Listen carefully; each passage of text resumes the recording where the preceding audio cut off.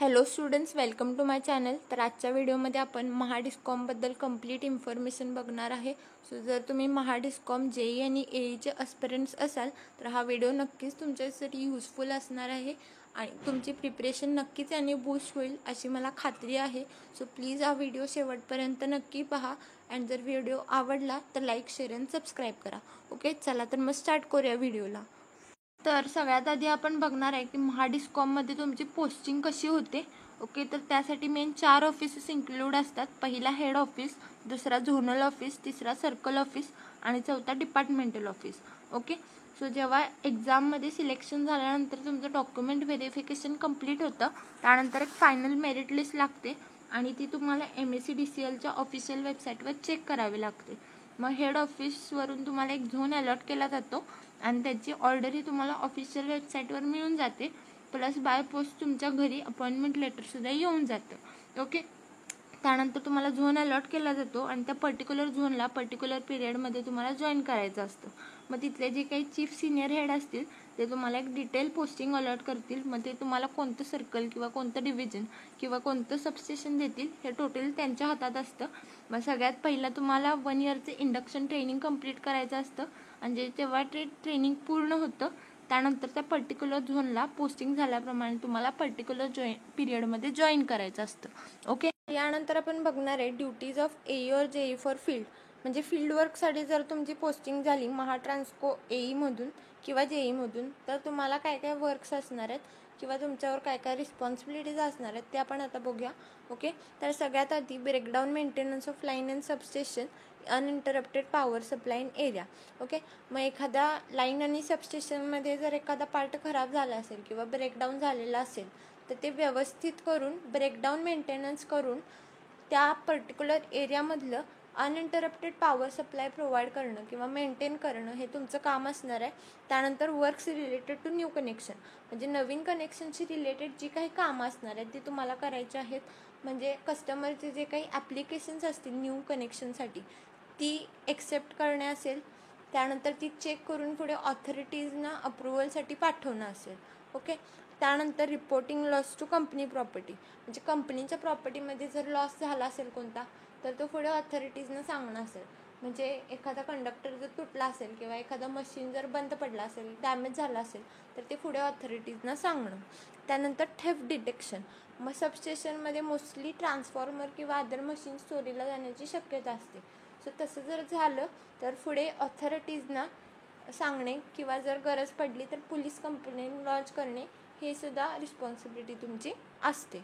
Okay, त्यानंतर reduce arrears by TD and PD, म्हणजे लोकांकडून किंवा कन्झ्युमर्सकडून बिल वसूल करणे हे तुमचं काम असणार आहे.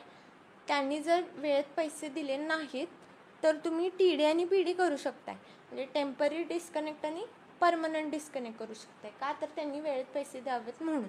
त्यानंतर attend fuse call complaint through line staff, म्हणजे जे काही लोकांचे कस्टमरचे जे काही कंप्लेंट रिलेटेड कॉल असणार आहेत ते तुम्हाला सॉल्व करायचे आहेत लाईन स्टाफच्या मदतीने, त्यांचे इश्यूज रिझॉल्व करायचे आहेत. ओके, त्यानंतर overall supervision of line staff, म्हणजे लाईन स्टाफचं ओव्हरऑल सुपरविजन करायचं आहे तुम्हाला बिकॉज लाईन स्टाफ हे तुमच्या खाली वर्क करणार आहेत. ओके, त्यानंतर issue quotation and prepare estimate, म्हणजे कोटेशन इश्यू करणं असेल प्लस एस्टिमेट प्रिपेअर करणं असेल हे सुद्धा तुमचं काम असणार आहे.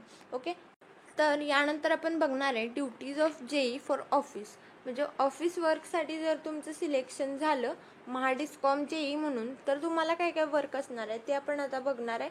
ओके, तर सगळ्यात आधी 3 phase connection process, acceptance of application form, maintain seniority list of work और ॲप्लिकेशन्स. ओके, मग 3 फेज कनेक्शन म्हणजे काय तर इंडस्ट्रियल कनेक्शन. ओके, तर त्याची जी प्रोसेस आहे ती पूर्ण कंप्लीट करणे. मग त्यासाठी ॲप्लिकेशन फॉर्म्स एक्सेप्ट करणं असेल, ते सँक्शन करणं असेल, जर गरज लागली तर कोटेशन इश्यू करणं असेल, त्याचबरोबर ॲप्लिकेशन जर सिक्वेन्सनं आलेत त्या सिक्वेन्सचा रेकॉर्ड मेंटेन करणं असेल ते काम तुमच्याकडे असणार आहे.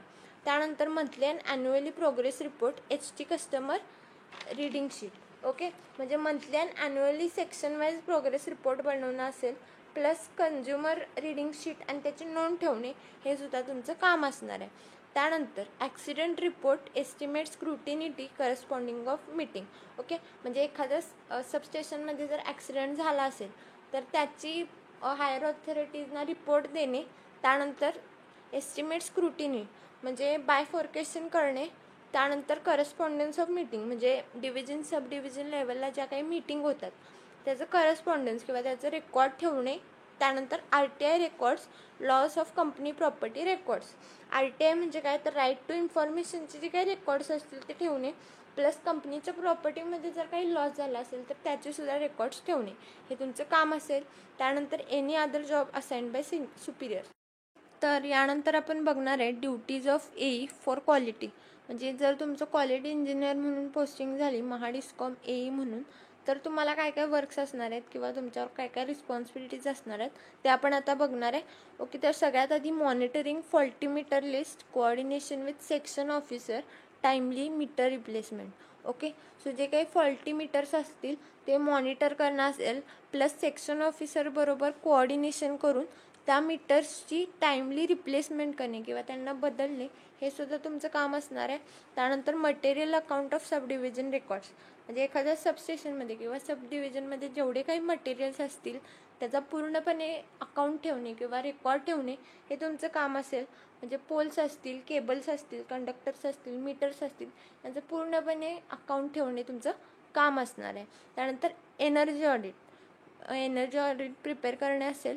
त्यानंतर theft detection and loss police complaint म्हणजे एखाद्या सबस्टेशनमध्ये जर चोरी झाली असेल तर ती डिटेक्ट करून पुढे ऑथॉरिटीजना सांगणे आणि जर गरज पडली तर पोलीस कंप्लेन लॉन्च करणे, हे सुद्धा तुमच्याकडे असणार आहे काम. त्यानंतर any other job assigned by seniors. तर यानंतर आपण बघणार आहे की महाडिस्कॉममध्ये तुम्हाला सॅलरी किती भेटते JE आणि AE म्हणून वर्क करत असताना. ओके, सो ज्युनियर इंजिनियर किंवा JEसाठी जर तुमचं सिलेक्शन झालेलं असेल तर 1 इयर ट्रेनिंग पिरियडमध्ये तुम्हाला 18,000 रुपीज पर मंथ एवढा स्टायपंड भेटतो. आणि जेव्हा ते ट्रेनिंग कंप्लीट होतं त्यानंतर तुम्हाला 37,000 रुपीज पर मंथ एवढी बेसिक सॅलरी मिळते. त्यानंतर असिस्टंट इंजिनियर किंवा AE म्हणून तुमचं जर सिलेक्शन झालेलं असेल तर 1 इयर ट्रेनिंग पिरियडमध्ये तुम्हाला 22,000 रुपीज पर मंथ एवढा स्टायपंड भेटतो. आणि ट्रेनिंग कंप्लीट झाल्यानंतर तुम्हाला 49,000 रुपीज एवढी बेसिक सॅलरी भेटते. Okay, along with additional perks and allowances म्हणजे काही ॲडिशनल पर्क्स अँड अलाउन्सेस किंवा ॲडिशनल बेनिफिट्स तुम्हाला भेटत असतात. सो यानंतर आपण बघणार आहे की महाडिस्कॉममध्ये वर्क करत असताना सॅलरी बरोबर तुम्हाला कोणते पर्क्स अँड अलाउन्सेस किंवा ॲडिशनल बेनिफिट्स भेटतात. ओके, तर Mahadiscom offers a good amount of perks and allowances as per company's rules to the candidates who are appointed for the post of AE और JE.